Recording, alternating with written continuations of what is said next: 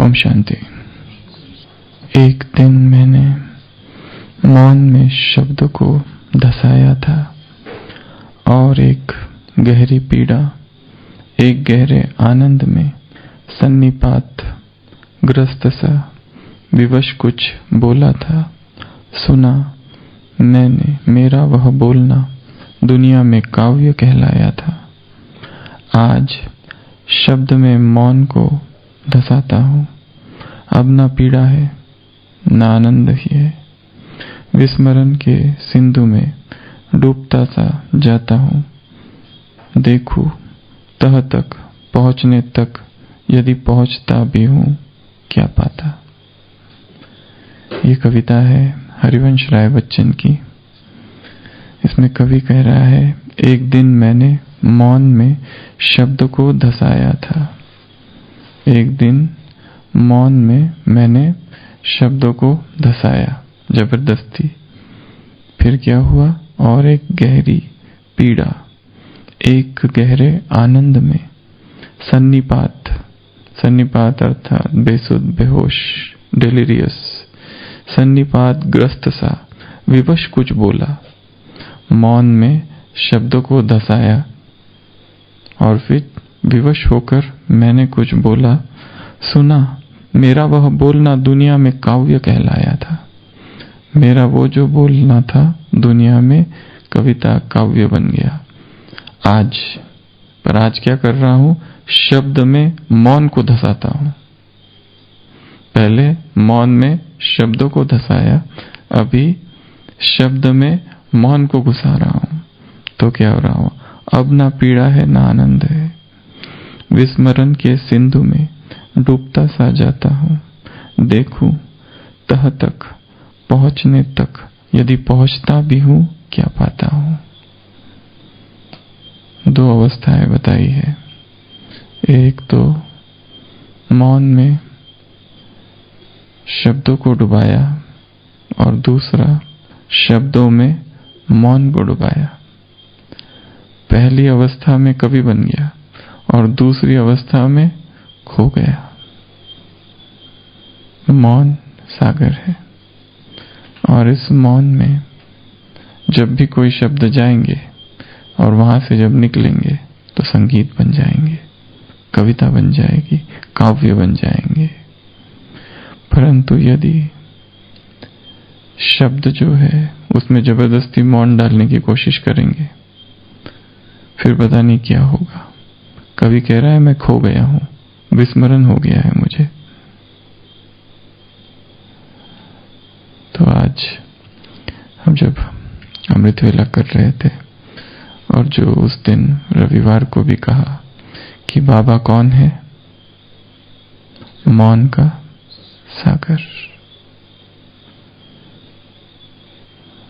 तो हम सोच रहे थे कि बाबा ऐसी कौन कौन सी बातें हैं कि जिसका वो सागर है।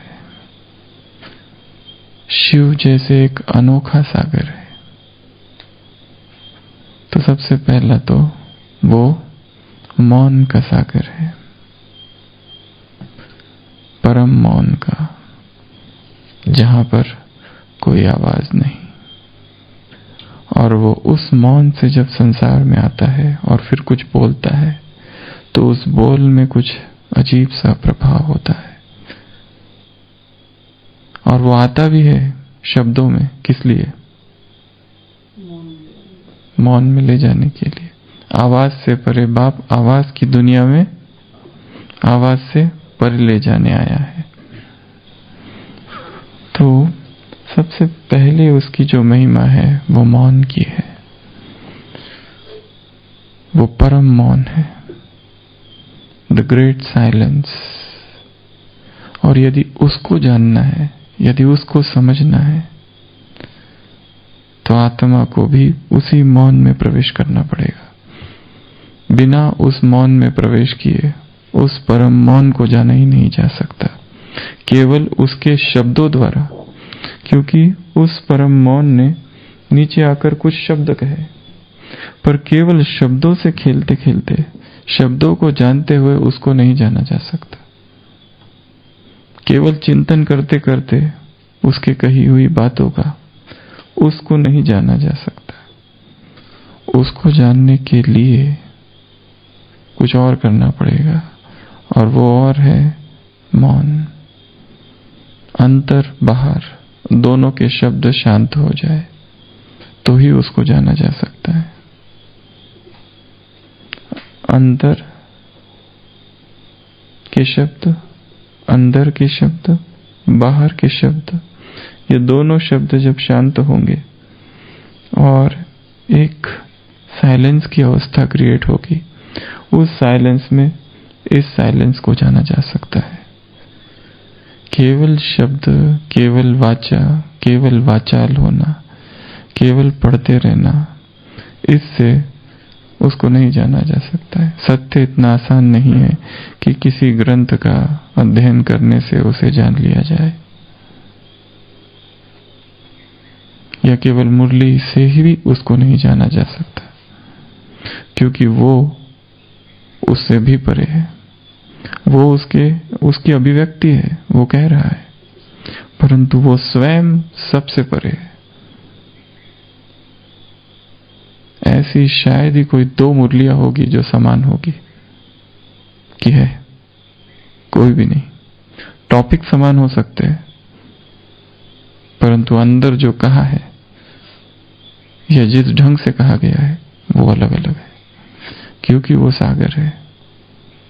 तो सबसे पहले उसकी जो महिमा है वो मौन का सागर है, सी ऑफ साइलेंस।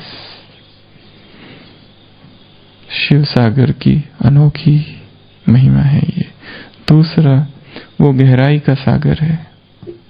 एक तो है कि सागर में गहराई होती है, दूसरा गहराई का सागर।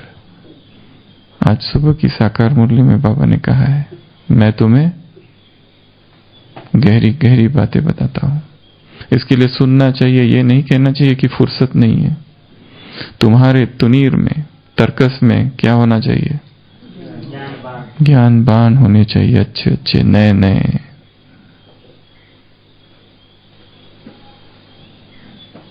तो भगवान स्वयं गहराई का सागर है। यदि गहराई को पाना है, गहराई को छूना है, तह तक जाना है, तो उस गहराई को समझना पड़ेगा। हर चीज की वो गहराई है। मनोविज्ञान की गहराई उसमें है, तप की गहराई, साधना की गहराई, पवित्रता की गहराई, ज्ञान की गहराई, योग की गहराई, हर चीज की गहराई का वो सागर है। उस सागर में उतरना पड़ेगा। और यदि कोई कहे कि मैं सागर में नहीं उतर सकता, डूबने का भय है, तो क्या कहेंगे? जब तक इस सागर में उतरते नहीं तब तक तैरना भी नहीं सीख पाएंगे। कोई एक व्यक्ति है, वो आता है पहली बार तैरने सीखना, और जैसे ही वहां खड़ा होता है स्प्रिंग बोर्ड में, पैर फिसलता है और नीचे गिर जाता है, और फिर डूबने लगता है, और दूसरे लोग उसको आगे बचाते हैं। और फिर वो संकल्प करता है कि जब तक तैरना न सीख जाऊं, अब इसके बाद मैं उतरूंगा ही नहीं पानी में, क्योंकि खतरा बहुत है। पहले मैं तैरना सीखूंगा, फिर पानी में जाऊंगा, पूरा सुरक्षित जब हो जाऊंगा। जब तक मैं तैरना नहीं सीखूंगा, अभी इसके बाद ये गलती फिर से नहीं करूंगा। जान लेने के देने पड़ गए थे, अभी तो पूरी जान जा रही थी। अगर कोई ऐसा सोच ले तो कभी तैर पाएगा, सीखेगा? कभी नहीं। यदि गहराई को जानना है, गहराई को जीवन में धारण करना है, गहराई में डूबना है, तैरना है इसमें, तो इसमें उतरना पड़ेगा। उस गहराई में भगवान गहराई का सागर है, शिव गहराई का सागर है। हर चीज की गहराई है, हर चीज की गहराई को जानना पड़ेगा। क्या है वो जो वो शब्द कहता है, जो वो बोलता है, उसमें क्या गहराई है, उसके शब्दों की क्या गहराई है, उसकी बातों की क्या गहराई है, उसके भाव की क्या गहराई है, उसकी भावनाओं की क्या गहराई है, जो लक्ष्य वो हमें दे रहा है उस लक्ष्य की क्या गहराई है, जो आके वो एक एक शब्द बोल रहा है क्या है उसमें। ज्ञानेश्वर क्या करते हैं आशीष भाई? आज की मुरली में ज्ञानेश्वर क्या करते हैं? आकर ज्ञान चक्षु खोलते हैं। बिना ज्ञानेश्वर के और कोई ज्ञान चक्षु खोल नहीं सकता। कितनी गहराई है। एक छोटा सा वाक्य है मुरली का, ज्ञान चक्षु खुल जाए।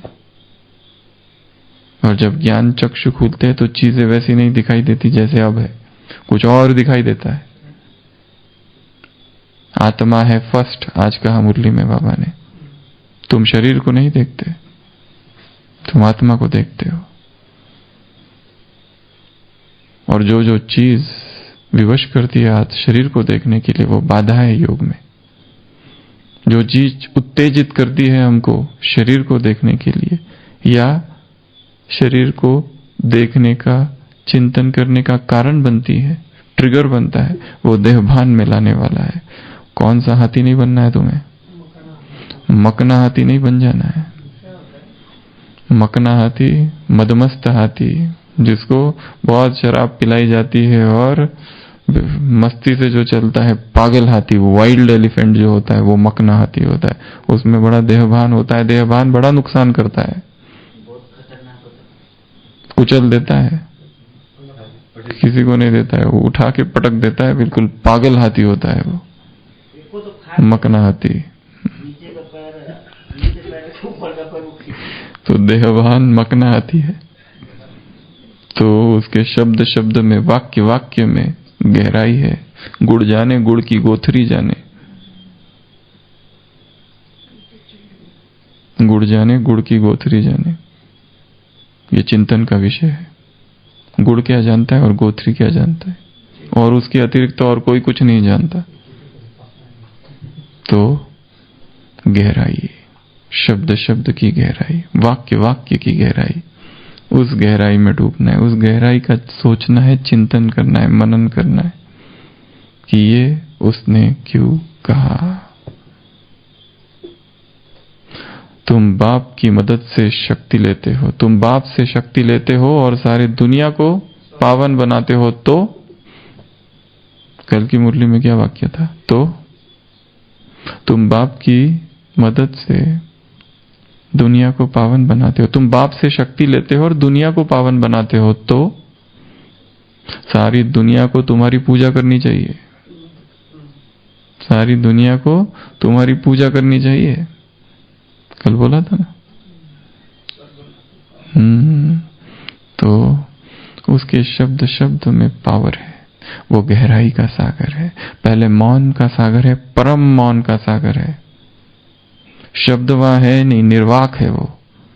शब्द खो गए, शब्दों का अस्तित्व वहां नहीं, शब्द का सामर्थ्य नहीं वहां तक पहुंचने का। शब्द से पार है वो, भाषा से पार है वो, लैंग्वेज से पार है, व्याकरण से पार है। वो शब्दों की दुनिया में आते हुए भी शब्दों से परे है, अनगूगलेबल है वो।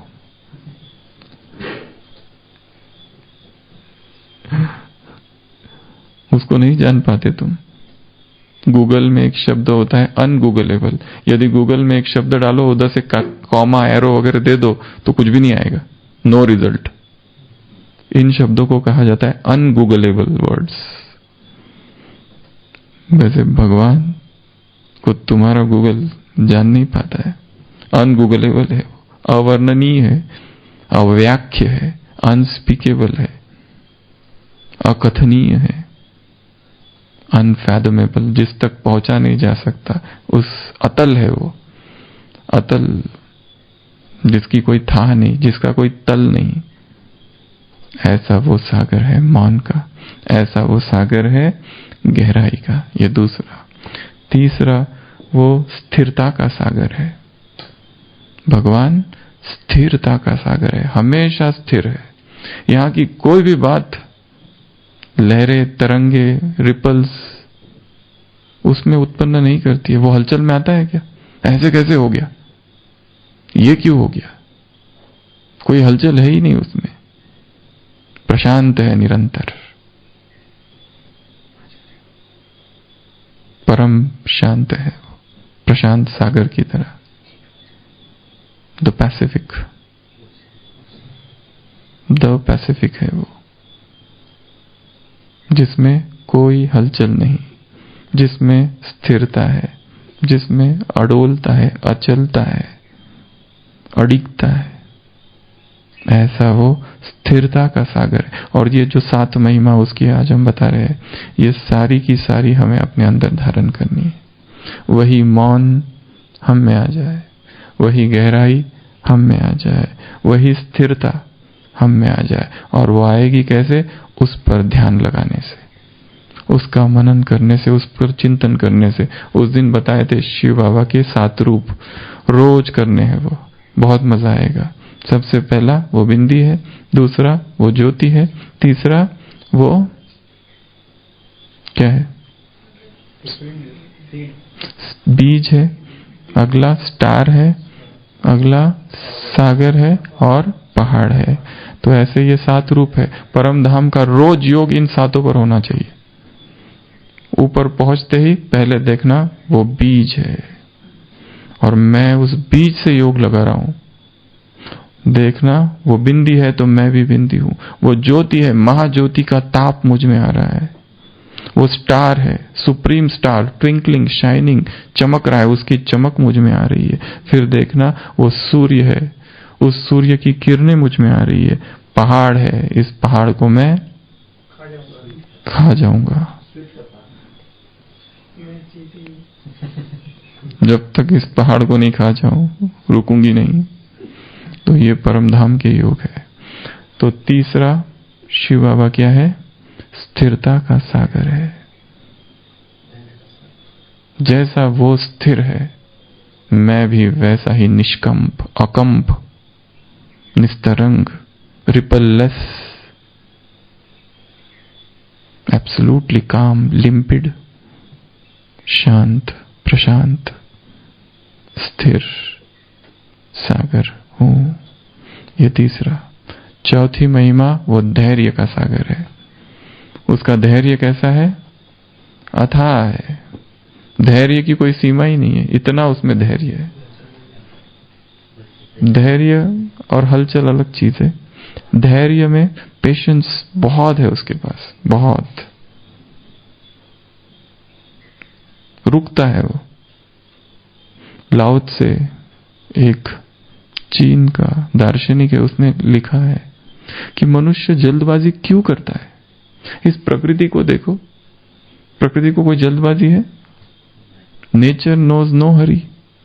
कोई नेचर को हरी नहीं है। और हम क्यों भाग रहे हैं? फिर क्यों हरी कर रहे हैं? ऐसा हो जाना चाहिए, वैसा हो जाना चाहिए, जल्दी करो, जल्दी करो, तो जल्दी करो। नदियां कैसे आराम से बह रही है, हवाएं बह रही है, कोई किसी को जल्दबाजी नहीं है, सब कुछ अपने आप हो रहा है। पौधा जो, उसको जल्दबाजी होता है कि मैं जल्दी बड़ा हो जाऊं, ये मेरा बाजू वाला देखो कितना सीनियर हो गया, मैं कब हूं, मुझे भी इंचार्ज, हेड। छोटे पौधे को कोई जल्दबाजी नहीं है, वो कितना धीरे धीरे धीरे धीरे धीरे धीरे धीरे। मनुष्य को ही जल्दबाजी है। तो प्रकृति में कोई जल्दबाजी नहीं है और सारे कार्य आराम से हो रहे हैं। मनुष्य व्यर्थ ही जल्दबाजी कर रहा है और जल्दबाजी से कभी कोई काम नहीं होते। हरी भरी करी। तो स्थिरता अचलता का निशान, ये मूवमेंट से संबंधित है। और धैर्य समय से संबंध है। पेशेंस का संबंध टाइम से है। स्टेडीनेस का संबंध मूवमेंट से है। जो मूवमेंट नहीं है, जो चलायमान नहीं है, जो अचल है, जो चंचल घर नहीं, अचल घर है, अनशेकेबल, इमूवेबल, अनफ्लिंजिंग, वो जो है वो उसका संबंध मूवमेंट से है, मोशन से है, गति से है। और पेशेंस का संबंध समय से है, उसमें जल्दबाजी नहीं है, पेशेंस है, धीरज धर मनवा, धीरे धीरे। उसका धीरज परम है, विराट धीरज है उसका, और रुका हुआ है। उसमें कोई जल्दबाजी नहीं। कितना जबरदस्त धीरज है। आत्माएं आ रही है, आत्माएं ज्ञान छोड़कर जाती है, फिर आती है, तब तक रुकता है वो। उसको कोई चिंता नहीं है कि ये छोड़ के जा रहा है, नहीं जाना चाहिए। तो वो चौथा धैर्य का सागर है, धीरज का सागर है, पेशेंस का सागर है। छठवा वो साक्षी का सागर है। पांचवा वो साक्षी का सागर है। सब कुछ साक्षी होकर देखता है वो, सब कुछ। उसे ये भी नहीं, ये मेरे बच्चे, ये वो मेरे नहीं। बोलता जरूर आके है कि अंजलि देने में वो मेरी प्रवृत्ति, सारा विश्व है। संडे बोला ना, उनको अंजलि, तुमको वर्षा। वो बोलता जरूर है, परंतु साक्षी है, संपूर्ण साक्षी, सब कुछ साक्षी होकर देखने वाला। कहीं पर भी इन्वॉल्व नहीं होता है, किसी के भी कार्मिक अकाउंट में इंटरफियर नहीं करता। कर्म प्रधान विश्व करी राखा, जो जस करी तो तस फल चाखा। कर्म की फिलॉसफी, सिद्धांत बना रखे, अपने आप काम हो रहे, वो किसी को सजा विजा नहीं देता है। जिसको तुम ढूंढ रहे थे वो मैं, तो वही परम पिता तुम्हारा परम धाम में तुम्हारा परम प्रिय बाप हूं। आज की मुरली में जिसको तुम ढूंढ रहे थे वो तुम्हारा परम धाम में रहने वाला मैं परम प्रिय बाप हूं, बाबा हूं। परंतु फिर भी वो साक्षी है, संपूर्ण साक्षी। साक्षी की भी सर्वोच्च अवस्था, पराकाष्ठा, कल्मिनेशन ऑफ साक्षी, the pinnacle of detached observership, सबसे हाईएस्ट स्टेज है उसकी साक्षी की। इसलिए सबसे ज्यादा अचल है वो। इसके लिए कोई चीजें उसको प्रभावित नहीं करती, हलचल में नहीं लाती। और हम हलचल में है, उसका एक ही कारण है, क्योंकि हम साक्षी नहीं है। हम इन्वॉल्व हो जाते हैं, हम प्रेक्षक नहीं, हम दर्शक नहीं, हम अभिनेता बन जाते हैं। जब हम देखें कि ये अभिनय हो रहा है और मैं दर्शक हूं, प्रेषण कर रहा हूं, प्रेक्षक हूं, तो फिर यहां की चीजें मुझे प्रभावित नहीं करेंगी, क्योंकि मुझे पता है ये जो हो रहा है ये सिनेमा उधर हो रहा है। पर हम यहां की सीट छोड़ देते हैं और यहां घुस जाते हैं, और बस मैं यही बन जाता हूं जो हूं, व्यक्ति, सेवाधारी, पति, पत्नी, बच्चा, भाई, कुमार, कुमारी। कल की मुरली में था रावण कुमार, नया शब्द था ना, शूद्र कुमार या रावण कुमार बन जाते। तो हम आइडेंटिफाई कर लेते, तदात्म कर लेते हैं कि ये मैं हूं, ये मेरा है। परंतु भगवान पार्ट जब वो नीचे आता है तब भी वो साक्षी है। ऊपर तो साक्षी है ही है, परंतु जो नीचे आकर देखता है और नीचे आकर बोलते बोलते भी साक्षी है, प्यार करते हुए भी साक्षी है, मुरली सुनाते हुए भी साक्षी है। इन्वॉल्वमेंट कहीं भी नहीं है उसका। इसके लिए वो सबसे ज्यादा अचल है, सबसे ज्यादा धैर्य उसमें है, सबसे ज्यादा मौन उसमें है, सबसे ज्यादा स्थिरता उसमें है। ऊपर की चारों चीजों का आधार वो साक्षी है, संपूर्ण साक्षी। उसे केवल देखना है, कहीं कुछ करना नहीं, इंटरफियर नहीं करना है। वो कुछ करना ठीक नहीं करना चाहता, आप ही सब कुछ होगा। इस भाव को धारण करना है। साक्षी स्थिति अध्यात्म की सर्वोच्च अवस्था है, जिसमें व्यक्ति फिर ये नहीं सोचता मैं ये कर दूंगा, वो कर दूंगा, ऐसा कर दूंगा, वैसा कर दूंगा, पूरा सिस्टम को बदल के रख दूंगा, आमूल परिवर्तन कर दूंगा इस दुनिया में। ये सब विचार विलीन हो जाते हैं धीरे धीरे, क्योंकि वो फिर देखता है, वो परम साक्षी भाव है, वो साक्षी की साधना है, वो साक्षी का सागर आ जाता है फिर हमारे अंदर। तो इस गागर में उस साक्षी के सागर को भरना है। तो पांचवा वो साक्षी का सागर है। छठवा वो अनासक्ति का सागर है। अनासक्त है वो, कंप्लीटली डिटैच्ड। कोई जी रहा है, कोई मर रहा है, उसको फर्क पड़ता है क्या? साक्षी अर्थात देखना। अनासक्ति का संबंध वैराग से है, साक्षी का संबंध देखने से है, ऑब्जर्वरशिप से है। अनासक्त अर्थात कोई अटैचमेंट नहीं है, कोई लगाव नहीं, कोई मोह नहीं, कोई आसक्ति नहीं, कि किसी को पकड़ के नहीं रखा है उसने, उसके लिए कुछ नहीं है, खेल हो रहा है। जैसे एक कटोरी है और जिसमें मिट्टी के बहुत सारे खिलौने बनाए गए और वो खिलौने टूट रहे हैं, जुड़ रहे हैं, नए बन रहे हैं, ऐसा खेल चल रहा है सृष्टि पर। उसे क्या कोई मरता है तो दुख होता है क्या? उसको कोई दुख होता है? वाइफ, हस्बैंड, मदर, उसको कोई फर्क नहीं पड़ता है, क्योंकि वो वीतराग है, अनासक्ति का सागर है, ocean of detachment, ocean of वैराग, वैराग का सागर ले लो। पर वैराग शब्द भगवान के लिए नहीं कहा जाता वैराग दिलाने वाला है, इसके लिए अनासक्ति का वो सागर है। वो यादगार है शंकर, और वो उसका यादगार कम, हमारा यादगार ज्यादा है शंकर। यहाँ पर कभी क्लास भी हुई थी ना, शंकर के 16 स्वरूप, चांद और वो सब चीजें। तो शंकर प्रतीक है वैराग का, वो हमारा यादगार है, उसका कम, क्योंकि लास्ट में लोगों को हम में वो दिखेगा। इसके लिए वो शंकर और शिव को द्वापर से एक कर देंगे, क्योंकि हम शंकर है, हम में शिव दिखेगा उनको। इसके लिए फिर वो याद करके जाएंगे, यहाँ से पाठ पढ़ के जाएंगे, यहाँ का होमवर्क उनको द्वापर में काम आएगा एक करने में तो अनासक्ति का सागर। और लास्ट 7वां वो रहम और क्षमा का सागर है। शिव सागर रहम का और क्षमा का सागर है। रहम तो करता ही है और साथ साथ क्या कर देता है? क्षमा भी करता है। बड़े से बड़े अपराधी को वो क्षमा कर देगा, दुर्दांत अपराधी, खतरनाक अपराधी को भी वो क्षमा करता है। एक सूफी फकीर ने तो ऐसा लिखा है कि माना मेरे पाप बहुत है और मैं करूंगा, क्योंकि तेरा भी तो गायन है, तू रहम का सागर है। वो कैसे पता चलेगा?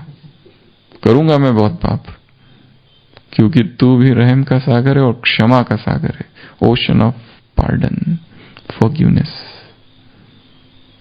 तो वो रहम का सागर है। आज की मुरली में बाबा को बच्चे कहते हैं, बाबा कृपा करो। उत्तर क्या दिया मुरली में बाबा ने? देवेंद्र भाई,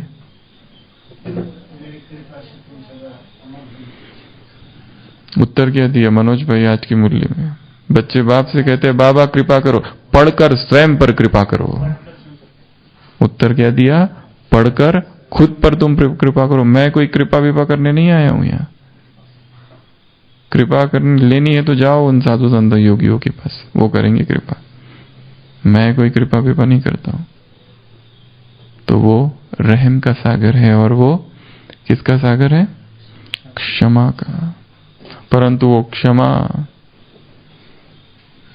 करता तो है, परंतु इसका मतलब ये नहीं क्या गलती करते रहो, क्षमा मांगते रहो, खत लिखते रहो, भूले करते रहो, क्षमा मांगते रहो।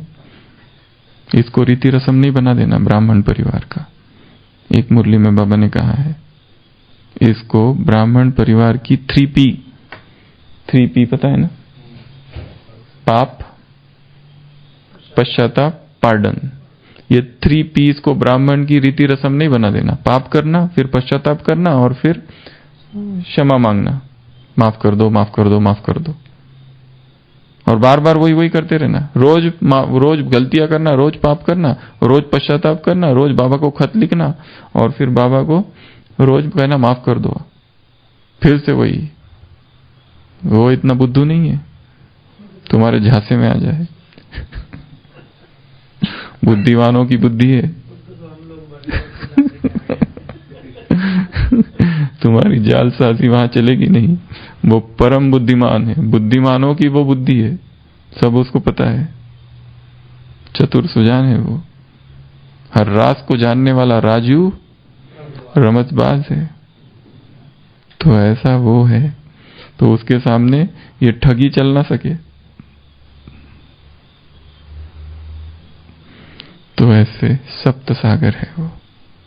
पहला बताया मौन का सागर, और यदि उसको जानना है या उसके समान बनना है या उसका प्यारा बनना है तो वो तुम्हारे अंदर प्रवेश करे। आज की मुरली में बहुत सुंदर वाक्य है, बाप तुम में प्रवेश नहीं करता है, बाप की याद तुम्हारे दिल में प्रवेश करती है। बाप तुम में प्रवेश नहीं करता है, उन्होंने तो कह दिया वो सर्वव्यापी है, वो तुम में थोड़ी प्रवेश करता है, उसकी याद तुम्हारे दिल में प्रवेश करती है। और याद अग्नि है, भस्म करेगी। आज का ज्ञान अग्नि नहीं है, चलो 2 दिन में आ जाएगा कि ज्ञान भी अग्नि है, वो दूसरी बात है। तो उसकी याद तुम्हारे कहां प्रवेश करे? दिल में प्रवेश कर जाए, तो वो मौन का सागर है। उसे जानना है, उसे समझना है, तो उस मौन को अपने अंदर धारण करना है। जैसे कोई ऊपर से कलश से वो मौन झलका रहा है और वो मौन हमारे अंदर प्रवेश कर रहा है, उस मौन को अपने अंदर समा लेना है, धारण करना है। क्योंकि ज्ञान की गहराई और ज्ञान की डेप्थ केवल मौन से ही समझी जा सकती है। कोई कहे कि ये मुरली मैं लेता हूं और 10 बार पढ़ता हूं, देखता हूं क्या होता है, नहीं जाएगा। मुरली का वास्तविक अर्थ जो समझ में आएगा, मौन की अवस्था में समझ में आएगा। क्या कहा है? शब्द जहां खो जाएंगे वहां शब्दों के अर्थ समझ में आएंगे, शब्द जहां विलीन हो जाएंगे वहां शब्दों के अंदर का छिपा हुआ भाव समझ में आएगा। इसके लिए वो मौन का सागर है। तो उस मौन से स्वयं को भरना है। कैसे भरेंगे? सबसे बड़ा मौन पहले मुख का मौन, मन का बाद में आएगा। पहले मुख का, हर एक को बोलना है। सुनने की किसी को भी कोई इच्छा नहीं होती है वास्तव में। जो सुन भी रहे हैं वो इसलिए सुन रहे हैं कि हमारी बारी कब आएगी। सुनता कोई भी नहीं है। एक सभा में एक राजनेता भाषण कर रहा था, और भाषण जब कर रहा था धीरे धीरे सभी उठ के जाने लगे, पर भाषण तो चालू था, भाषण थोड़ी ना रुकेगा। और जब एक ही बज गया आखिर में, तो नेताजी ने कहा आजकल लोगों को कोई इंपॉर्टेंस ही नहीं है भाषण का। एक तुम ही हो बुद्धिमान जो बैठे हो सुनने के लिए। क्या मैं जान सकता हूं आप क्यों बैठे हो? तो वो कहता है अभी आपके बाद मेरा है नंबर भाषण का, अब तुमको सुनना पड़ेगा। सुनने की रिश्वत दी है, अब तुम्हारी बारी है, मैं सुनाऊंगा। क्योंकि जब मैं बैठा था तो ये थोड़ी ना मैं सुन रहा था, मैं तो अपना रिवाइज कर रहा था ना। मुझे क्या बोलना है? वो बोल रहा है, वो अपना बोल रहा है, उसको उससे किसको क्या लेना देना। मैं तो हमारा अपना सोच रहा हूं कि ये उठ जाए और फिर मैं बोलूं।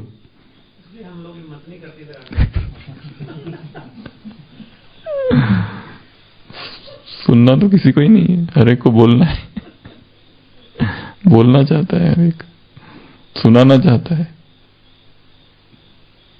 इसमें बड़ा आकर्षण है, पकड़ लेता है ये माइक। तो मौन, वो मौन का सागर, उसके जैसे मौन में उतरना। दूसरा बताया वो स्थिरता का सागर, दूसरा गहराई का सागर।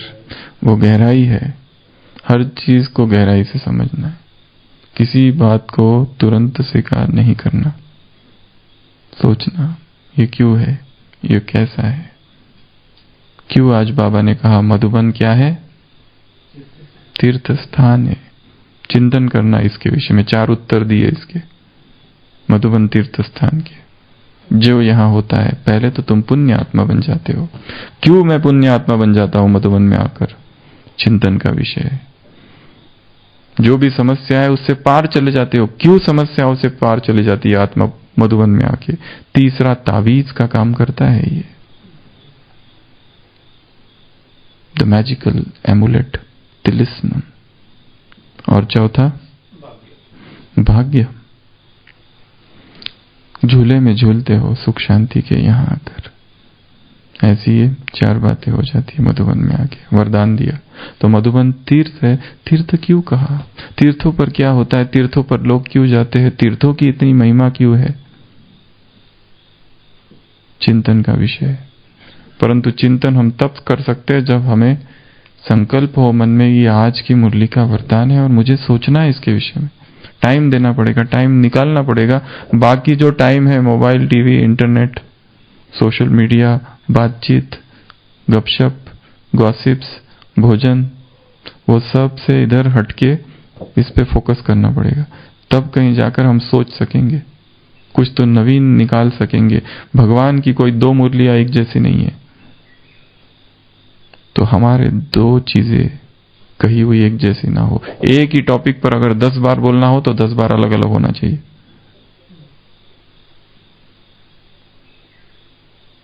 कुछ भी रिपीट ना हो। अगर ऐसा करना है तो उस गहराई में उतरना पड़ेगा चिंतन की। नहीं तो वही रिपीट। जैसे एक नेता था, 2 भाषण रेडीमेड रखे थे उसने। जहां भी जाओ वो 2 भाषण करो, और 2 एक्स्ट्रा रखे थे। अगर कहीं 2 से ज्यादा ही बोलना पड़े तो। हमारा ऐसा नहीं है। हमारा हर दिन नव चिंतन हो, नया चिंतन हो। जो आज बोला वो गुम हो जाए, अब नया। ये चिंतन का भी एक बंधन है। हमने अगर कुछ चीज पर बोला है 10 दिन पहले और आज का उसी पर बोलो, तो हमारा एक टेंडेंसी होती है कि उसको रिवाइज करें और वही बोला जाए पकड़ के। क्यों नया सोचे? ऑलरेडी रेडीमेड चिंतन तो किया हुआ है ना। जब तो पक्का नहीं होता तब तो आगे कैसे बढ़ेगा? वो स्वपुरुषार्थ है। यहां बोलने के लिए हम कह रहे हैं। तो गहराई में जाना। तीसरा वो स्थिरता का सागर है। जैसा वो स्थिर है, परिस्थितियां खड़ी करके देखना अपने इर्द गिर्द। भूकंप इधर आ रहा है और हम खड़े हैं। आशीष भाई, इमरजेंसी आ गई, मास कैजुअलिटी, स्थिर रह पाएंगे? 100 पेशेंट्स एक साथ, बस उलट गई, 100 पेशेंट आ गए। ऐसे कई बार हुआ है, या मुंबई में, या बॉम्ब स्पॉट हो गया, पूरा एक साथ इमरजेंसी, 30 पेशेंट एक साथ। इसको देखूं कि इसको देखूं कि इसको देखूं। हाँ, तो ये सब करते हुए हम शांति। सागर की लहर लहर में है हास स्वर्ण किरणों का। सागर के अंतस्थल में अवसाद अवाक कणों का। यह जीवन का है सागर, जग जीवन का है सागर। प्रिय प्रिय विषाद रे इसका, प्रिय प्रिय आह्लाद रे इसका। जग जीवन में है सुख दुख, सुख दुख में है जग जीवन। है बंधे बिछोह मिलन दो, देकर चीर स्नेहालिंगन। जीवन की लहर लहर से हंस खेल खेल रे नाविक। जीवन के अंतस्थल में नित बुड़ बुड़ रे भाविक। हिंदी के महान कवि सुमित्रानंद पंत की यह लिखी कविता, जिसमें कवि कह रहा है कि जीव 2 सागर है, एक तो वो स्थूल और एक जीवन का। वो जो सागर है उसकी लहर लहर में हंसता हुआ हास है। स्वर्ण किरणों में ऊपर जो लहरें हैं, किरणें हैं, वहां पर क्या है? हंसी है। परंतु अंतस्थल में अवसाद है, एक चुप्पी है, एक अवसाद है, एक दुख है। किसका? अवाक कणों का। जो अंदर कण है वो शायद दुखी है। वैसे ही जीवन भी एक सागर है। यह जीवन का है सागर, जग जीवन का है सागर। प्रिय प्रिय विषाद रे इसका, प्रिय प्रिय आह्लाद रे इसका। इस जीवन के सागर में भी कहीं विषाद है, कहीं दुख है तो कहीं सुख है, कहीं आह्लाद है, पर दोनों ही प्रिय है। जग जीवन में है सुख दुख में है जग जीवन, है बंधे बिछो मिलन दो। बिछड़ना और मिलना दोनों ही बंधे हुए है, देकर चीर स्नेहा लिंगन। जग जीवन की लहर लहर से हंस खेल रे नाविक। इस जीवन की जो लहरें हैं, सुख की या दुख की, दोनों से खेल। जीवन के अंत स्थल में नित बुड़बुड़ रे भाविक। हे भाविक, हे नाविक, इस जीवन के सागर को स्वीकार कर। चाहे इसमें सुख आ रहा है, चाहे इसमें दुख आ रहा है, चाहे इसमें मिलना है, चाहे इसमें बिछड़ना है, कुछ भी है, दोनों में ही हास, हंसी, आह्लाद, विषाद, सब में एक भाव छिपा है। तो कवियों ने, योगियों ने, संसार के लोगों ने सागर की बहुत सारी कविताएं लिखी, सागर के बहुत सारे उदाहरण दिए, जीवन को सागर से कंपेयर किया। और जब भगवान धरती पर आते हैं तो सबसे बड़ी तुलना उसने स्वयं की सागर से की कि मैं कौन हूं? सागर हूं। वो बहुत कुछ और भी कह सकता था, वो सब नहीं कहा उसने, सागर से तुलना की अपनी। क्यों? क्योंकि अथाह है, क्योंकि बेहद का है, क्योंकि अनंत है, क्योंकि अतल है, उसकी गहराई बहुत ज्यादा है। क्योंकि सागर से, क्योंकि अब तक के जितने शब्द से उनका एक ही अर्थ है सबका, क्योंकि उसमें सब कुछ समा जाता है। क्योंकि सागर से उसने अपनी तुलना क्यों की? ये क्यों नहीं कहा मैं पहाड़ हूं, मैं जंगल हूं? सागर क्या करता है? देता है। सागर क्या करता है? समाता है। सागर क्या करता है? सागर को देखो तो दूसरा और छोर कुछ भी दिखाई नहीं देता। सागर ही सागर, अनंत सागर समाया हुआ है। और सागर की लहरें उठती रहती है, अलग अलग लहरें, अनंत अनंत लहरें, एक एक मुरली जैसे एक एक लहर है। रोज जो मुरलियां चल रही है उसकी लहरें, कभी कुछ तो कभी कुछ तो कभी कुछ तो कभी कुछ। तो उसने अपनी तुलना सागर से की। ये एक बहुत विचारणीय बात है कि भगवान अपने आप को सागर क्यों कहता है। तो लास्ट टाइम हमने देखा था शिव एक अनोखा सागर है। 7 बातें थी उसमें। कौन कौन सी? वो मौन का सागर है, वो गहराई का सागर है, वो स्थिरता का सागर है, वो धैर्य का सागर है, वो साक्षी भाव का सागर है, वो अनासक्ति का सागर है, और लास्ट वो रहम का और कृपा का सागर है, क्षमा का सागर है। आज हम और 7 बातें देखेंगे उसी शिव सागर की। सबसे पहले वो अभूल का सागर है। अभूल अर्थात जो कभी कोई भूल नहीं करता। यह भी कहा जा सकता है वो भूलता नहीं। निरंतर जागती ज्योत परसों मुरली में था। तुम्हारी ज्योत बुझ जाती है, मेरी नहीं बुझती। मैं तो आता ही हूं ज्योत जगाने के लिए। मेरा काम ही क्या है? ज्ञान सुनाना नहीं। I have not come to give knowledge but to awaken. मैं जगाने आया हूं। तो सबसे पहला भगवान कौन सा सागर है? अभूल का सागर है।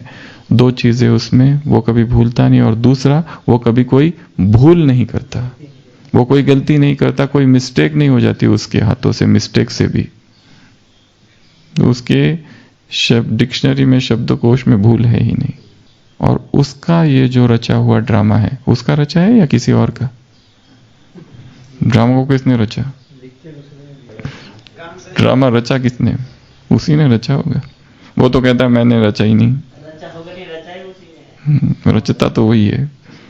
तो इस ड्रामा की किसी सीन में कोई भूल नहीं है। इस ड्रामा में जो कुछ हो रहा है परफेक्ट हो रहा है, एक्यूरेट हो रहा है। हमें लग रहा है कि ये नहीं होना चाहिए था, सीन बहुत ही खराब है, ये सीन हट जाए ड्रामा से फिर सब ठीक है, ये सीन ऐसे क्यों है, ये लोग यहां मेरे साथ क्यों आ गए, जो लोग आए हैं वही आएंगे, जो परिस्थिति है वही होनी चाहिए थी, जिस स्थान पर हो वही स्थान सबसे बेस्ट है। ना स्थान बदलेगा, ना व्यक्ति बदलेंगे, ना परिस्थिति बदलेगी, तुम्हें ही बदलना है। ना स्थान बदलेगा, ना व्यक्ति बदलेगा, ना परिस्थिति बदलेगी, क्योंकि उस स्थान से तुम्हारा हिसाब किताब है। जब तक वो भूमि, माटी के कण अपने हिसाब किताब चुकतू नहीं करेंगे, तुमको पकड़ के रहेंगे चिपक के, छोड़ेंगे नहीं तुमको। उस भूमि से भी हिसाब किताब है, उस व्यक्तियों से भी हिसाब किताब है। क्या व्यक्ति छोड़ देंगे? कहां पे भी चले जाओ, ढूंढ के आएंगे तुमको, भूत की तरह पीछा करेंगे। जब तक हिसाब चुकतू नहीं करते, जो लिया है उनसे जब तक उसको दे नहीं देते, वो छोड़ेंगे नहीं। तो व्यक्तियों से भी हिसाब किताब है। और तीसरा बताया परिस्थिति, वो आएगी और वो कुछ सिखाने आएगी, और ये जब होगा तब हिलना नहीं है। आज की मुरली में 7 बातें बताई है बाबा ने, वो नहीं होनी चाहिए। 7 शब्द। पहला, मुश्किल क्यों लगता है तुमको? दूसरा, थकावट क्यों है तुमको? तीसरा, उलझन क्यों है तुमको? चौथा, गिर गया, ये गिरना क्यों है? पांचवा, घबराते क्यों हो? छठवा, बुद्धि भटकती क्यों है? और लास्ट, माया क्यों आ गई, माया के वश में क्यों हो गए? ये 7 चीजें क्यों हो रही है, जबकि तुमको तो 5 चीजें मिली है। कौन सी 5 चीजें मिली है? भगवान साथ है, गले में स्नेह और सहयोग की बाहों का माला है, छत्र है किसका?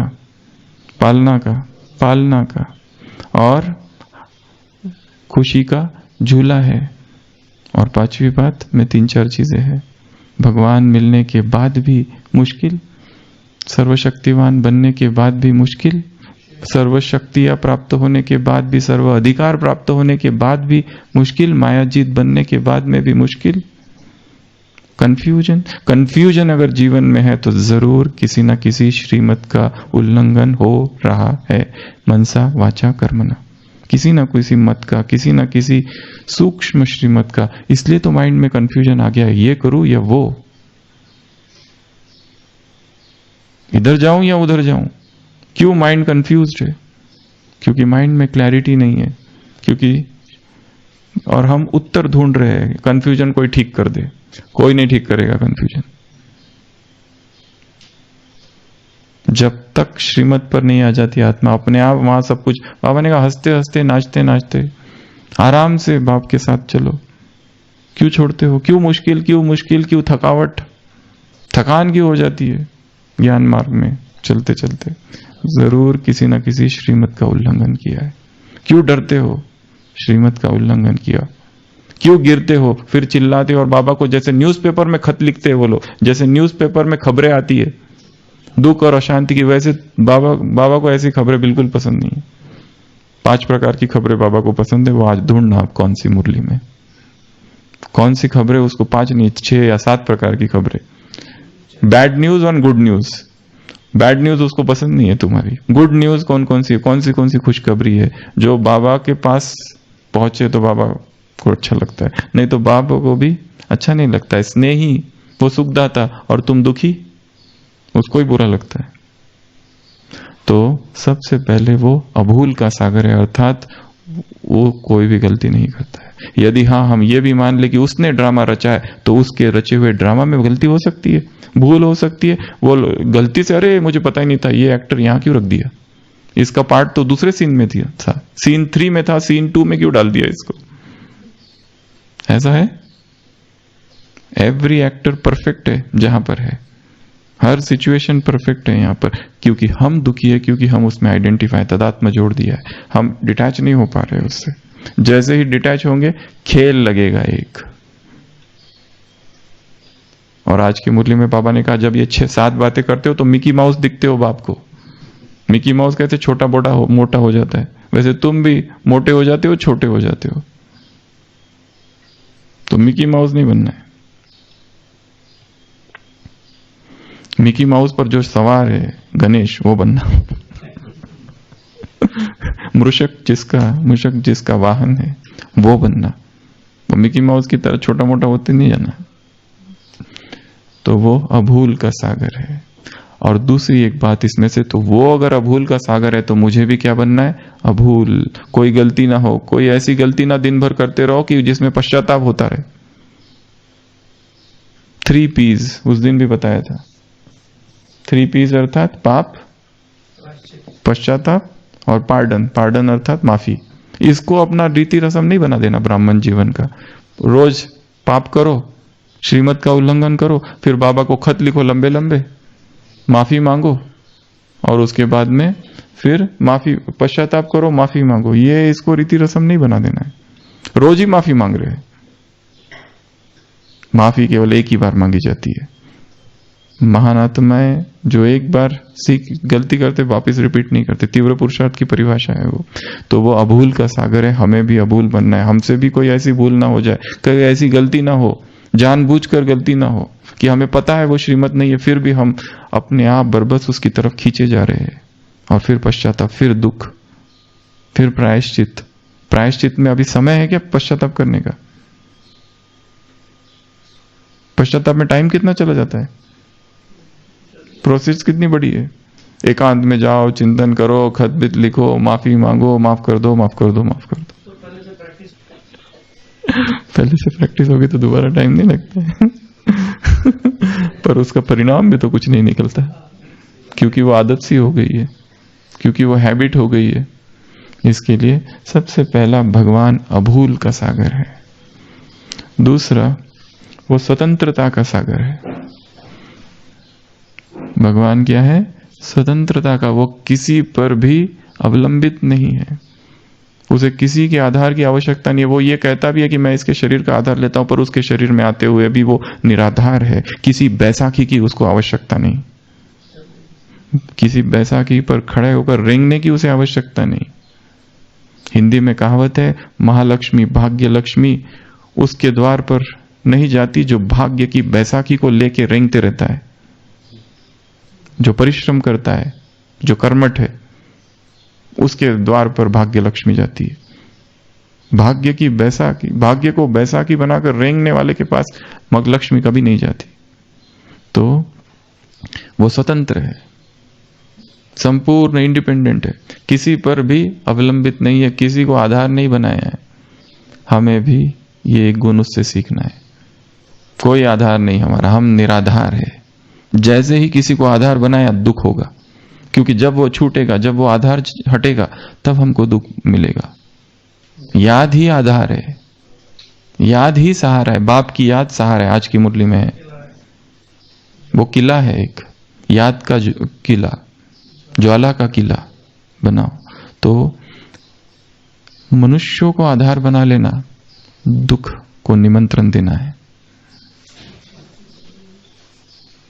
मनुष्यों को सहारा बना लेना अपनी ही अर्थी उठाना है। एक राम को छोड़कर किसी और का नाम लेना अपना ही राम नाम सत करना है। Flight of the alone to the alone. ये यात्रा अकेले की ओर है। यहां कोई संगी साथी नहीं। जो दिखाई दे रहे हैं वो केवल और केवल खेल है। अकेला अकेले की ओर जाने का ये मार्ग है। जब जब जिसने सहारा बनाया, आधार बनाया, सपोर्ट बनाया, वो गिरा है। इसके लिए, और जो स्वामी विवेकानंद ने एक जगह कहा है, he is the strongest man in the world who stands alone. वो व्यक्ति जो अकेले खड़े रहने का सामर्थ्य रखता है इस संसार में, सबसे अधिक शक्तिशाली वो है। जो साथ साथ चलता है, अरे तुम साथ चलो, तुम साथ चलो। कौन साथ चलेगा? कहां तक चलेगा? इस मार्ग में कोई साथी नहीं है। जिसका हाथ पकड़ा वही हाथ को काट देगा। इसके लिए बी अलोन। इस मार्ग पर अकेले निकलना है। और जैसे ही अकेले निकलने का संकल्प आएगा, सारी मदद ऊपर से आएगी, क्योंकि मनुष्य कोई है नहीं। वो दौड़ के आएगा, वो भाग कर आएगा। वो सब कुछ करेगा फिर हमारे लिए, क्योंकि हम केवल और केवल उसके ऊपर आधारित है। तो जैसे भगवान क्या है? स्वतंत्रता का सागर है। मुझे भी क्या बनना है? मास्टर स्वतंत्रता का सागर, परतंत्र नहीं, कोई स्लेवरी नहीं, किसी भी प्रकार की मानसिक स्लेवरी नहीं, मेंटल स्लेवरी, इमोशनल स्लेवरी। मेरा सुख मेरे पास हो, मेरा रिमोट कंट्रोल मेरे हाथ में हो। हमारा रिमोट कंट्रोल उसके हाथ में, उसने उधर से बटन दबाया खुश तो इधर स्माइल, उधर से बटन दबाया दुख तो इधर से आंसू। आंसू इधर है पर रिमोट उधर है, उसके हाथ में। बॉस हो सकता है, साथी हो सकता है, जूनियर हो सकता है, कोई दूसरा हो सकता है। हमारा रिमोट कंट्रोल छीन लेना उसके जेब से निकाल और अपनी जेब में डाल देना।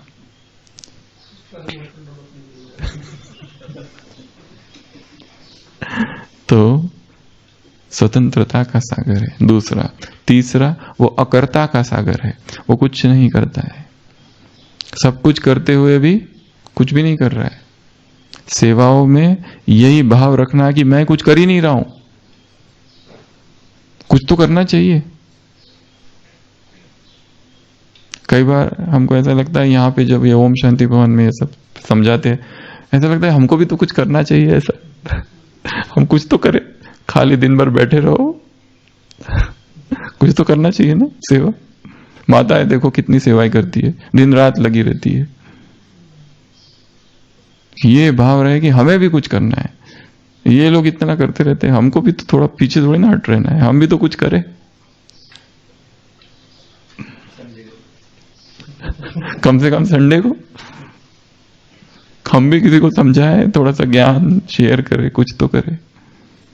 तो ये भाव, जैसे वो सब कुछ करते हुए करता है, वैसे मैं आत्मा भी सब कुछ करते हुए इतना निर्लिप्त, इतना डिटैच्ड उस कर्म से, जैसे वो कर्म किसी और करके चला गया, मुझे उस में वो कर्तापन हट गया है, अकर्तापन आ जाए। वो योगी की स्थिति है।